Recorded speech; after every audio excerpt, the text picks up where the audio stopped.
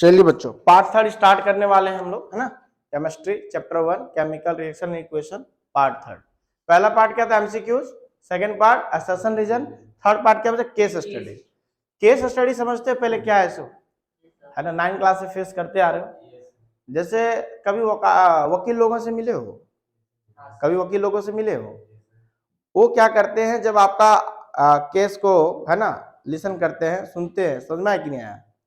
सबसे पहला क्या होता है कि आप जब किसी वकील से मिलोगे, सबसे पहले वो केस आपका सुनेंगे, है ना, लिसन करेंगे केयरफुली।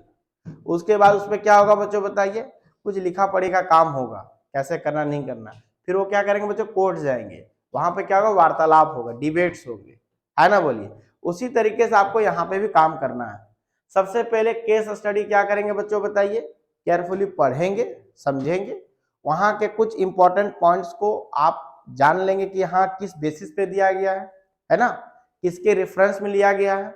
उसके बाद उसके क्वेश्चंस का, हर एक क्वेश्चन का जवाब देंगे। नहीं समझ पाए, हर एक क्वेश्चन का क्या करेंगे बच्चों बताइए, जवाब देंगे, है ना। इसी को बोलते हैं केस स्टडी। केस को अच्छे से उलझना, ठीक ना, सुलझाना। तो चलिए बच्चों, हम लोग पहला केस को सुलझाने की कोशिश करते हैं, करें कोशिश। बोला गया कि chemical reaction is a representation of chemical change in terms of symbols and formula of reactant and product. बात सही है ना। There are various type of chemical reaction like combination, decomposition, displacement, double displacement, oxidation, reaction in which heat is released along with reformation products called exothermic chemical reaction, all combustion reaction exothermic। क्या सारे points clear हैं यहाँ पे, है कि नहीं। किसी भी केमिकल रिएक्शन को हम लोग रिएक्टेंट से दिखाते हैं, है ना, और रिएक्टेंट से क्या बनेगा बच्चों, प्रोडक्ट्स, है ना, बोलिए, ठीक ना। रिएक्टेंट को लेफ्ट साइड, प्रोडक्ट को इस साइड में।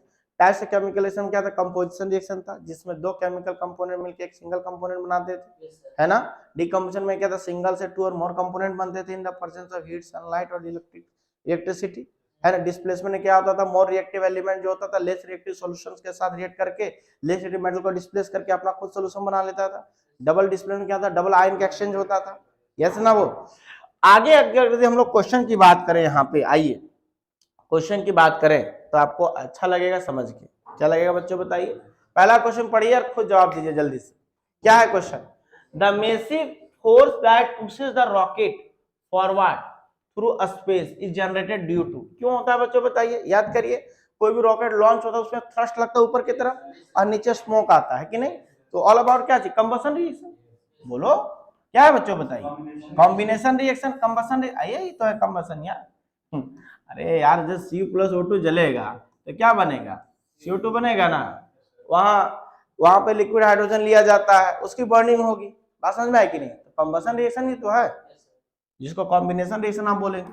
दूसरा, A white salt on heating decomposes to give brown fumes, yellow residue is left behind, the yellow residue left is. बताओ बाबू क्या होगा, याद है क्या होगा, लेड नाइट्रेट। जब लेड नाइट्रेट को PbNO का हल थ्राइस होता है ना, ट्वाइस होता है ना। याद करिए थोड़ा सा, मैं पहले ये नहीं दे रहा हूँ, याद करिए, एनसीईआरटी का है पूरा का पूरा। जब लेड नाइट्रेट को हम लोग डिकम्पोज करते थे in the presence of heat, क्या बनता था बच्चों बताइए, लेड ऑक्साइड बनता था, है ना। पूरा का पूरा बैलेंसिंग लिख दे रहे हैं, NO2 प्लस का O2, है ना। तो इधर कितना लिखेगा बच्चों बताइए, ट्वाइस, है ना। अवेलेबल आपके नोट्स में अवेलेबल है, बुक में अवेलेबल है, ठीक ना। तो यहाँ पे क्या होता था बच्चों, जो ब्राउन फ्यूम्स गैस होता था क्या होता था, नाइट्रोजन ऑक्साइड, है कि नहीं। याद करिए, जब लेड नाइट्रेट को डिकम्पोज करते थे तो ये क्या बन गया बच्चों बताइए, लेड ऑक्साइड। क्या बन गया ये, लेड ऑक्साइड। और ये क्या बन गया बच्चों बताइए, नाइट्रोजन ऑक्साइड, जिसको बोलते थे ब्राउन फ्यूम गैस, है ना, प्लस का ऑक्सीजन, राइट। यहाँ पूछा क्या गया आपको कि white salt on heating decomposes to give brown fumes and yellow residue left behind. The yellow residue left is of, क्या बनेगा बच्चों बताइए, लेड ऑक्साइड। ये क्या होता था बच्चों बताइए, रेसिड्यू, है ना, अवशेष, जिसको बचा हुआ पार्ट बोलते हैं, है ना। ये ब्राउन फ्यूम्स होता था, येलो रेसिड्यू होता था, किसके प्रेजेंस में होता था, लेड नाइट्रेट के प्रेजेंस में। तो ऑप्शन नंबर क्या हो जाएगा, सी हो जाएगा। समझ में आया कि नहीं आया, कोई दिक्कत नहीं समझने में, बताओ। हाँ लेड ऑक्साइड, ठीक, तुम्हारा आंसर सही था बाबू। आगे सारे ये अवेलेबल है बाबू, है ना। हम लोग देखेंगे कि जितने आपके कंटेंट बने हुए हैं सारे नोट्स और एनसीईआरटी के रिगार्डिंग क्वेश्चन है, रेफरेंस से भी क्वेश्चन है, प्रीवियस से भी क्वेश्चन है, सारा मिक्स क्वेश्चन। तो आप एक समझ जाए कि ओवरऑल आपका चैप्टर का रिवीजन होने वाला है भरपूर एकदम मस्त वाला। ठीक है, आगे बात करें, जल्दी करिए।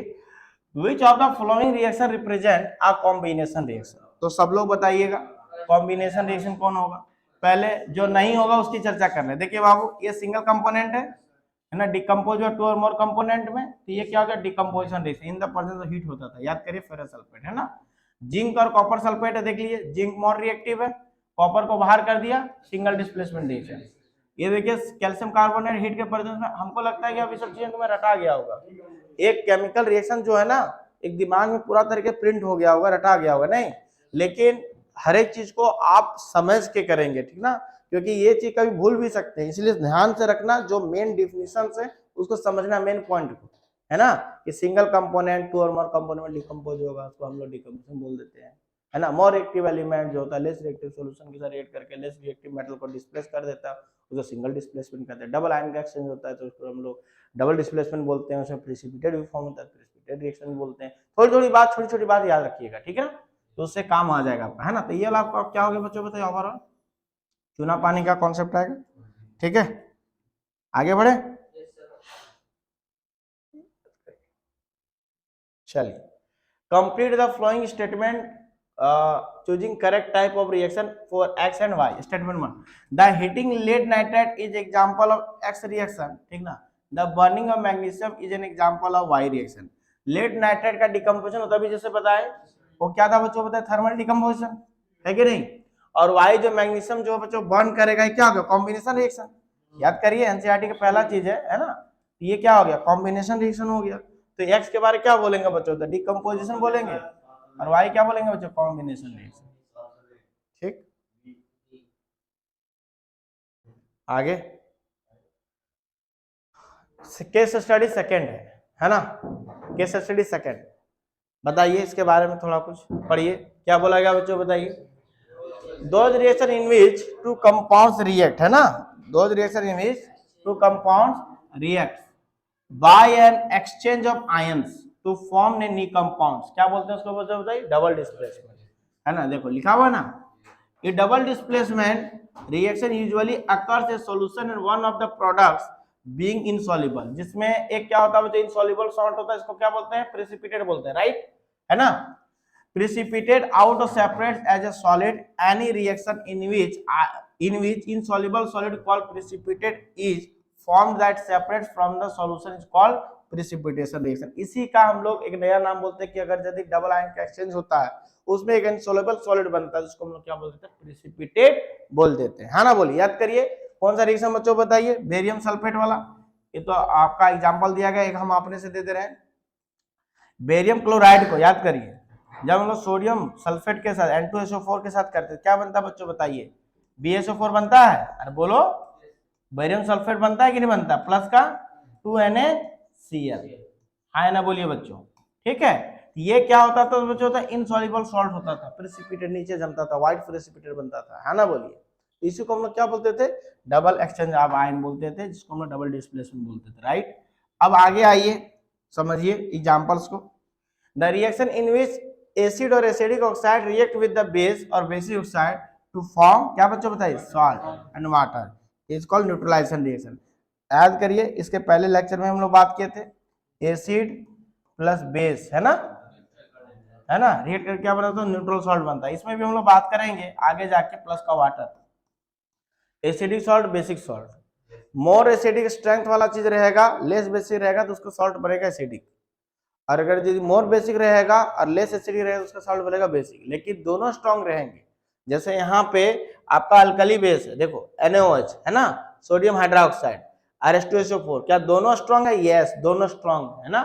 कैसे स्ट्रॉन्ग जानेंगे, कैसे वीक जानेंगे, ये हम लोग सेकंड चैप्टर में पढ़ेंगे, ठीक है, पीएच स्केल से बताएंगे आपको हम। वैसे अभी आपको बता देता हूँ, जितने भी अल्कली बेस होते हैं, पोटेशियम हाइड्रोक्साइड, सोडियम हाइड्रोक्साइड, जिसके आयन तुरंत डिसोसिएट हो जाते हैं, इजीली डिसोसिएट हो जाते हैं एक्वस सॉल्यूशन में, उसको हम लोग क्या बोलते हैं बच्चों, बताइए, स्ट्रॉन्ग बेस बोलते हैं। एज यूजुअल इसी तरीके से एसिड का भी होता है, H+ आयन का कंसंट्रेशन जल्दी रिलीज हो जाए, ठीक ना, आयन का, उससे हम लोग मोर एसिडिक बोलते हैं। यहाँ पे दोनों क्या है बच्चों, बताइए, मोर एसिडिक है ना, क्या है, मोर एसिडिक, मोर एसिडिक मोर बेसिक, या बोल सकते हैं स्ट्रॉन्ग एसिडिक स्ट्रॉन्ग बेस, है ना। क्या बोलेंगे बच्चों बताओ, स्ट्रॉन्ग एसिड और स्ट्रॉन्ग बेस, बात समझे कि नहीं। अब बताइए कि जब स्ट्रॉन्ग एसिड स्ट्रॉन्ग बेस बनेगा तो आपके जो सॉल्ट बनेंगे क्या बनेंगे बच्चों बताइए, न्यूट्रल सॉल्ट बनेंगे, और कंप्लीट न्यूट्रलाइजेशन बोलते हैं इसको, न्यूट्रलाइजेशन रिएक्शन बोला जाएगा, क्या बोला जाएगा बच्चों बताइए, कंप्लीट। तो याद हुआ स्टेटमेंट थोड़ा सा अभी, कि अगर स्ट्रॉन्ग बेस और स्ट्रॉन्ग एसिड आपस में रिएक्ट करेंगे तो जो सॉल्ट बनेगा न्यूट्रल सॉल्ट बनेगा, कंप्लीट न्यूट्रलाइजेशन होगा, और ऐसे रिएक्शन को हम लोग क्या बोल देते हैं बच्चों बताइए, न्यूट्रलाइजेशन रिएक्शन बोल देते हैं, है ना, बात समझे कि नहीं। हमेशा याद रखिएगा वाटर बाहर आएगा, ठीक ना, न्यूट्रलाइजेशन रिएक्शन में। अब इतना हम लोग करने के बाद अब आते हैं बच्चों क्वेश्चन पे, क्या कुछ बेसिक इसमें थोड़ा सा हम लोग इसलिए ज्यादा डिस्कस कर रहे हैं क्योंकि थोड़ा सा ये आगे का चीज है, थोड़ा सा अभी थोड़ा जान ले समझ ले, ठीक ना, इस चैप्टर में। आइए बच्चों पहला क्वेश्चन करने की कोशिश करिए, पहला क्वेश्चन बताइए क्या है, when hydrogen sulphide gas pass through a blue solution of copper sulfate, a black precipitate of copper sulfide is obtained and the sulfuric acid formed remains the solution, the reaction is known as, क्या होगा बच्चों बताओ, hydrogen sulphide है, pass through blue solution copper sulphide, है ना, तो क्या हो जाएगा बच्चों बताइए, डबल डिस्प्लेसमेंट होगा कि नहीं होगा, बिल्कुल डबल डिस्प्लेसमेंट होगा ना, तो CuS बन जाएगा आपका, बिल्कुल सही है, H2SO4 बाहर निकल के आ गया देखो, ठीक है। चलिए ऐसे मिला लेना, कभी अगर फॉर्मूला में दिक्कत हो तो आगे नेक्स्ट क्वेश्चन की ओर बढ़े, ठीक है। आइए नेक्स्ट क्वेश्चन पे काम करें, ये क्या है बच्चों बताओ, इसमें था बेरियम क्लोराइड, है ना, reaction with ammonium sulphate to form barium sulphate and ammonium chloride, क्या होगा बच्चों बताइए, बेरियम क्लोराइड का फॉर्मूला बताओ, बेरियम क्लोराइड का फॉर्मूला क्या है, BaCl2, ठीक है, और अमोनियम क्या बच्चों सल्फेट है, अमोनियम सल्फेट, याद करिए अमोनिया का क्या होता है आयन, जो NH4 प्लस का होता है बच्चों बताया आयन, और सल्फेट का क्या होता है बच्चों बताए 2-, थोड़ा सा केमिकल फॉर्मूला सही लिखने की कोशिश करना, ठीक है, तभी जाके काम बन पाएगा। क्या बन जाएगा बच्चों बताइए, NH4 का होल ट्वाइस SO4, आगे क्या बनेगा बच्चों सबको पता है, BaSO4 बनेगा, इनसॉल्युबल सॉल्ट प्लस का इनसॉल्युबल सॉल्ट बनेगा PPT, और ये क्या बनेगा बच्चों बताइए NH4 बताइए Cl, NH4 क्या बनेगा Cl। बैलेंस करना है, बैलेंस के लिए दे दीजिए, यहाँ पे क्या दे देंगे बच्चों बताओ, यहाँ पे क्या दे देंगे 2 दे देंगे, ठीक है, देख लीजिए आपका NH4 क्या हो गया 2 हो गया, Cl भी 2 हो गया, और क्लोरीन भी 2 हो गया, ये आपका बैलेंस हो गया, बात समझ में आ रहा कि नहीं आ रहा। तो केमिकल फॉर्मूला अगर आप सही लिखते हो तो आपको कोई दिक्कत वाली बात नहीं है, समझ में आया कि नहीं आया, ठीक है। चलिए इसका मतलब आपका क्या बन जाएगा बच्चों बताइए, डबल डिस्प्लेसमेंट रिएक्शन बन जाएगा और एक प्रेसिपिटेट भी बन जाएगा, है ना, तो 2 और 4 माने डी ऑप्शन, यहाँ पे 5 नहीं होना चाहिए 4 होना चाहिए, ठीक। चलिए अच्छी बात, आ रहा सब समझ में। क्वेश्चन नंबर 3, आइडेंटिफाई ए क्या होगा, कहाँ गया जी, ये क्या होगा इन द फ्लोइंग रिएक्शन, तो बताइए एल्यूमिनियम क्लोराइड है, अमोनियम हाइड्रोक्साइड के साथ रिएक्ट कर रहा है, तो क्या बनेगा बच्चों बताइए, यहाँ पे देख लिए Al3 प्लस है और 3Cl माइनस है ना, अरे बस आयन को तोड़ो ना, NH4 प्लस है OH माइनस है, ये किसको लेके भागा, इसको लेके भागा ना, तो क्या बन जाएगा बच्चों बताइए, एल्यूमिनियम हाइड्रोक्साइड बन जाएगा, फॉर्मूला क्या होगा, अरे यार 3 आयन है ना, जाएगा ना 3 आयन इसके पास, ठीक ना, केमिकल फॉर्मूला भूल गए, +3OH -1 क्रिस क्रॉस AlOH का होल प्राइस। देखिए आपके कई वैरायटी के सवाल बन सकते हैं, है ना, प्रोडक्ट पूछ सकता है, नेम रिएक्शन पूछ सकता है, आपको हर एक टाइप का आंसर देना आना चाहिए। आगे बढ़े, चलिए बच्चों नेक्स्ट है, आइए next question, consider the flowing reaction BaCl2 N2SO4 BaSO4, ये तो हम लोग का भी डिस्कशन जस्ट हो चुका है, बेरियम क्लोराइड सोडियम सल्फेट के साथ रिएक्ट करके BaSO4 इनसॉल्युबल सॉल्ट बनाता है प्लस 2NaCl एक्वस बनाता है, identify the precipitate in the formation, कौन प्रेसिपिटेट होता है बच्चों बताइए, BaSO4। क्या ये सारा चीज समझ में आया बाबू, क्या केस को सॉल्व करना सीखे कि नहीं सीखे, है कि नहीं, तो चलिए हम लोग क्या करेंगे बच्चों, बताइए, नेक्स्ट सेशन में फिर बात करेंगे, है ना। थैंक यू, इतना सब समझ में क्लियर करके रखना, ठीक है, चलो। Thank you sir.